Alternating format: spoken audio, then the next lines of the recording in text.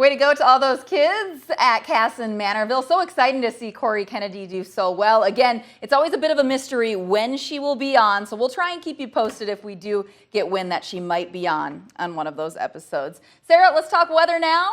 It was, okay. It was okay out there. Yeah, not too bad. It's a Tuesday after all, right? At least it wasn't a Friday. And as we've entered into our Tuesday evening, we've got a little rain, at least a little more of it, spreading further to the east this time, as it's been kind of just stuck further off west. More on that in just a moment. A look over Highway 52. I know right before the commercial break, we saw downtown Rochester. It's a little difficult to see, but yes, the roadways were wet, the rooftops as well, but it's very easy to see that here. The roadways are quite wet. And if you take a peek, you can see the rain's still coming down. And I promise you, it looks a little harder than it's actually coming down. I stuck my head out for a quick second.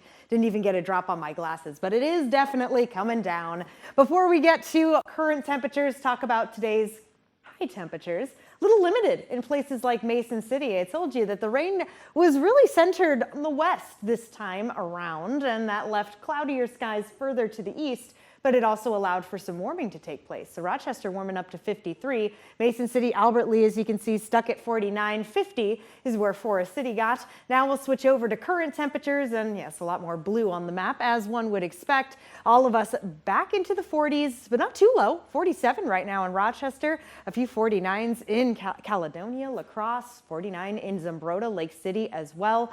So we're talking mid to upper 40s at the moment, with still some cooling to take place as these temperatures start to trickle down. Decided to throw the wind chill on there. The winds aren't very strong, but even just a light breeze is enough to cool or make things feel cooler. Could be 43 degrees out at 5 a.m., but feeling like 39. That's something that we'll be touching on as we get later and later into these colder months. Ultimately, overnight lows into tomorrow morning, getting right around that 40-degree mark. Not too bad. All right, on to the rain. As I was mentioning, Rochester dealing with some of it. We've got this nice line of some more moderate rainfall going on as we speak. There's a pretty sharp cutoff right here as drier air starts to scooch on in, this time from the east. Let me zoom things out so we can see the full system itself. I do want to point out that there was rain here to the north, but that has simply faded away.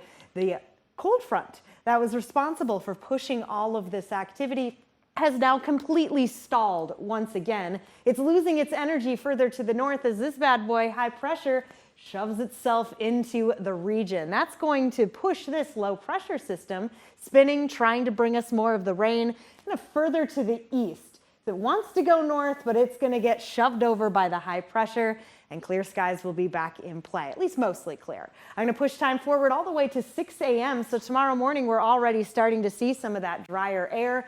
And by midday, we've got the sunshine back in play. So clouds decreasing through our Wednesday. Unfortunately, they will be joining us again for Thursday. So that'll tick temperatures down just about a degree. And Halloween, unfortunately, still looking to be on the cooler side, but not too bad. Again, I don't want to complain about it, Cami, because we know last year was pretty brutal. So I will take what we've got for Halloween this year.